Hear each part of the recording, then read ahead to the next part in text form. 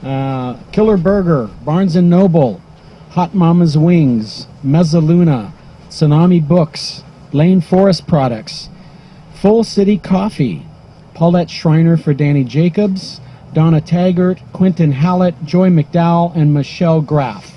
So all of these people have made the poetry stage possible this year, and many of the sponsors gave us prizes for our raffle drawing. So I would like to introduce our next reader, Joy McDowell. And Joy McDowell is a native Oregonian and graduate of the University of Oregon. She lives in Sky Mountain, overlooking the McKenzie River. And for many years she lived along the Coos Bay estuary, where twice each day the high tide brings the new energy for writing, and the outgoing tides carry away what isn't working. Her bird illustrations lent color to Birding the Southern Oregon Coast, a guide produced by the Audubon Society. Yes? Okay. Her poems, essays, and short stories have been published in New York, Texas, Washington, and Oregon. Her poems have won awards in both the state and national contests. Diesel Horse is Joy's second collection of poems. It was published in 2010. Her first chapbook, Waltzing the Dragon, was published in 1997. Book reviewer Sharon Ramirez compares McDowell's characters to those of Ken Kesey in Sometimes a Great Notion.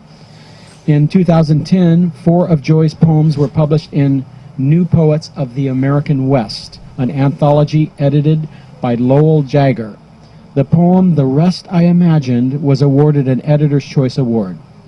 I also asked some of my poets, or all of them, but some of them submitted one-sentence bios just for fun. And this is Joy's one-sentence bio.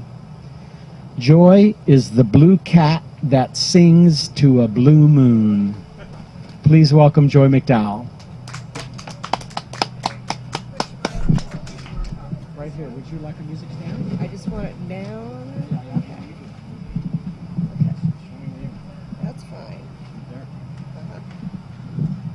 Okay. Uh-huh. All right.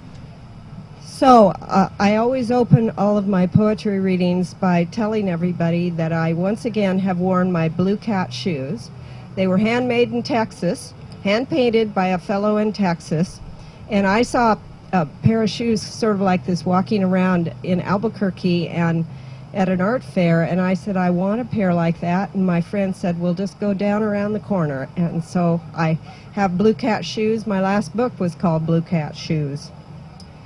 The first poem that I'm going to read was written about Cottage Grove. I grew up in Cottage Grove and graduated from high school there in 1964.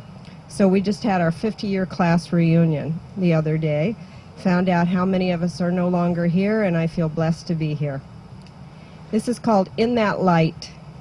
Just past the small town witching hour, at a street dance using the intersection of 7th and Main, I met the sailor in his whites. He was beautiful, perfect nose and lips. After a couple of dates, it occurred to me that he had very little brain. But hey, I was 14 and shopping for the kind of face I saw on our black and white TV. Chiseled looks mattered until I was embarrassed and bored. He impregnated a friend of mine, someone I always liked. She was trapped, and I was free and 15 at the end of summer. Before I was gone completely from that beginning place, the U.S. Navy deserted him after he deserted my friend and her child. His overdose death came in a sleazy motel upstate. I had barely known the sailor that said I didn't kiss right and taught me how to open my mouth while I stood against his electric uniform beneath a callow streetlight. That was definitely a summer poem. This poem is written around a very tragic situation. I think those of you who are local will recognize it, and I felt the need to write it. It's called The Ground. The street appears like it did yesterday. There's little hint of disaster on the asphalt, in the empty place where children died with ice cream in their hands. Time has been this awful way forever. The world going forward after the reaper materializes and scars the future with the possible, the real, the price of living on streets that can look like yesterday. I study the nearby curb, the crosswalk where shock sliced open an afternoon. Until that very second, that street had been mundane, like any other. Now clouds sprinkle the remains before the sun rises. This way, the way of unchanging indifference, drags us along, bleaching the photos we study to be sure we truly lived it. And I wrote that in memory of the 3 children who died on Main Street in Springfield, and all the people that have passed before me, and that horrible feeling of why hasn't the world stopped for this tragedy and the world goes forward. This one was written this summer, called Listening to Amy Winehouse. This yellowed hill wilts, baking in relentless sun, deserted by rain. It's a task to survive the awful, awful truth of each withered day. Humidity makes misery where I crowd an open door. Your song smacks me on Earthquake Day, the 4th of July. I let you talk at me, explain it all. A herd of my dreams is caught in the mouth of the Wolverine. This place turns neon at night. After fireworks gutter down, light still flickers in my palm. Your minor key, the tight range of body and voice, make a huge sound and belie your sodden end. Click, click, chapter and cut are over. Everything is always enough. And I believe Amy gave us everything. I decided we needed to think of cool things today, so I dug around and I found a Christmas poem from when I was about 8 years old. Santa runs. My hand offers an apple and the mumps. Santa runs to his blue sedan parked in slushy snow. I scamper barefoot across the snow. Sure, if he forgets his food, my house will once again be cursed, like the December when my young father died on the sofa before the doctor bothered to come. Beneath the oaks, the apple disappears into a car window, and the dark sleigh hums away. She is scolding, always scolding, about snow, the disease, me. A tree fan of paper-taped gifts are waiting for the aftertime when magic and hope are ripped and spent. Maybe you can think about me running barefoot across that slushy snow and feel a little bit cooler.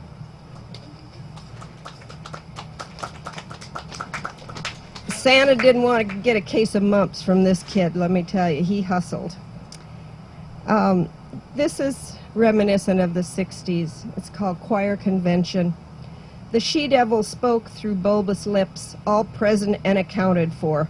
The bus rolled forward. My feet were frozen, my own lips shrunken inward to postage stamp size. Vodka in a thermos inside my sack purse. Sack purses and sack dresses were in style. I dreamed of a palomino on my way down the freeway to sing with the black man who ended by shouting recriminations at the choir of teenage trouble. Gospel. We sang gospel like rangy cows at the moment of delivery, bellowing, not stopping, thrusting through the man's cautioning fingers. We were bad singers and worse people, and that was the beginning before the dean put her mushroom nose on rumors of liquor and sex in the backseat of a bus chugging up asphalt divides in wagon fashion, heavy with its load of hormones and acne babies, soon to leave on another bus for a communist stage where gospel and disappointment were landscaped into each bridge and village. It was another concert, this one in rat-a-tat-tat air, a generation dying for sins just barely committed. And several of my peers are listed on the memorial here along the river. And if you ever have a chance to stop and read those names and honor those faces that never grew to maturity but died in the jungles of Vietnam. This was written in the 1990s, I believe, and it's a little rude. I don't know if it fits on public access TV. You'll have to tell me. Cockroaches. Phyllis said her uterus was falling between her legs. She told me while we were playing doubles tennis. Pam said her teeth were rotted down to infected stubs. She said this as she arranged gum in her front tooth gap. Suzanne said she gave away an infant boy in college. She told me after Tuesday morning Bible study. Kim claimed the salesman could keep it up all night. She told me when she wanted an understanding babysitter. Emily said that in high school she and a boy were arrested. She told me it was for drinking in a small town in Minnesota. Hank told me he made a touchdown for the varsity squad. He told me when I noticed he wasn't in the yearbook. John said he couldn't attend fireworks after Vietnam. He told me when pills and a third marriage failed to fix it all. Warren told me he rode a motorcycle across Wyoming in a snowstorm. He said this when his ex sold the house he built in lieu of child support money. Bill said he saw a fleet of cockroaches on a raid while employed by the FBI. He said this while rotating his Rolex and revealing his holstered gun. God said he was feeling edgy and overbooked this season. He said this when a publisher released an unauthorized biography. So tell me your true stories and spread your lies. Out there somewhere is a life form with 5 eyes.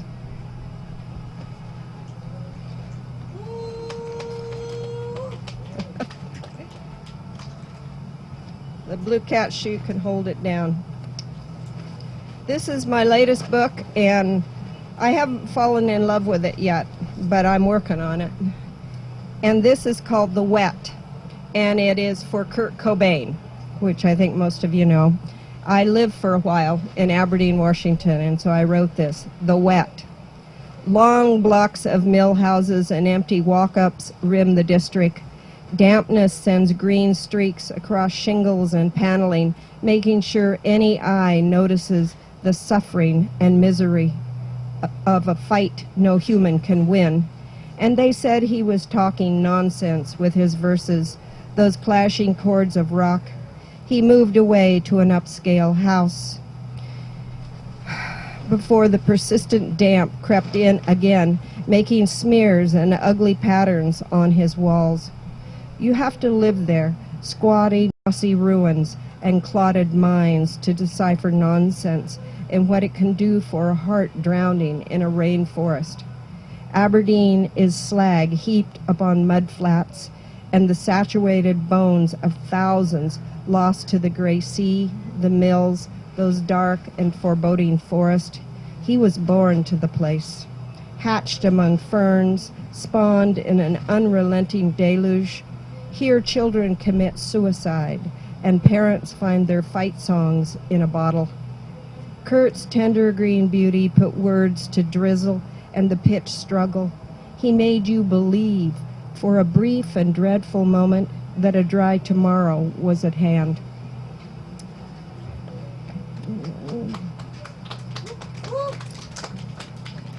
This is Diesel Horse with the old blue truck on the front. Actually, this truck is parked down near Taos, New Mexico in a field. And I grew up in a logging town. I married a man who had a 5-year college degree, but I found out it was in logging engineering, so I spent the next 30 years, 40 years associated with the timber industry. This one is about Cottage Grove, and my nod to the small town that it was. Before the freeway was built, I'm that old, it was a tiny 2,000 person town. Now it's a suburb of Eugene. This is called Presidential Streets. Washington, Adams, Jefferson, Madison, Monroe, and Quincy. Rows of mill houses line presidential streets, their wooden skirts rotting. Old-timers recall which company built each line and when the nearby sawmill closed. As timber runs low, the mill houses are bulldozed or become private homes, painted from white to color, have porches added, garages attached, and the yards done up with tidy flowers. But they never stray too far from the tracks, the log yard, or a filled-in mill pond. They were built for labor. Mill owners live in big houses. Paved driveways lead to their homes, rumored to have pools, built-in bars, and glass walls. But on Washington and Adams, people continue to fight and make love in recycled mill houses. Working men joke about how lucky they are. They don't have the problems a rich man inherits, like a deadbeat relative pestering for a job. Mothers don't need to worry that someone will kidnap their children and hold them for ransom.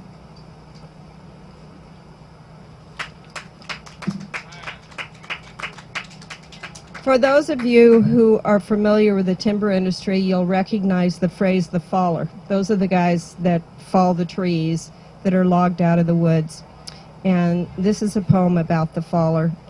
The job comes with a uniform, stagged off denim jeans, hickory shirt, suspenders, cock boots, a chaw of tobacco in the lip, and a hard hat. He has dust and mud swiped across the windshield of a pickup, whose headlights and taillights have been crudely rubbed clean. A heads-up attitude is required. Young men leave girlfriends and join their fathers in the woods. They go for the money and stories that grow with telling about high climbers, the men who top trees, the powder monkeys, those crazy fools who stuff holes and blow out boulders in a slide. Jokes and rehashed stories of near misses, bears, cougars, big bucks in velvet, and forest fires are told on the bus ride back to town. Sneers dog the guy who farts too loud. He sits alone in the rear.